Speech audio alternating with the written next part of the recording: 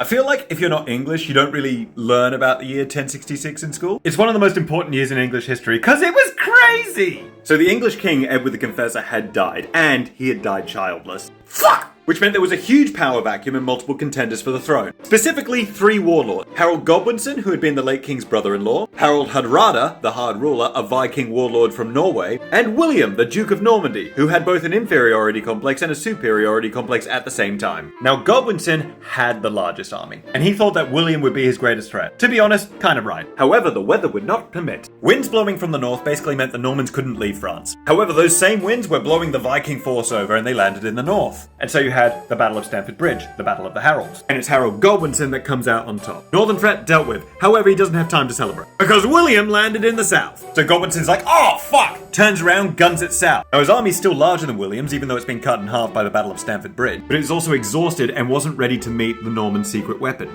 Mounted knights. You see, the Anglo-Saxon forces didn't use horses, because English horses at this point were one step up from donkeys. So they were essentially fighting Viking style because they had for centuries, because that was what they were used to. So when the Normans rode up on destriers, a horse specifically bred for war, they got picked apart at the Battle of Hastings. Like, the Saxons had every advantage. They had the numbers, they had the high ground, they had the shield wall, but they hadn't evolved their techniques, and it just decimated them. And Harold took an arrow to the eye and died. Like a bitch.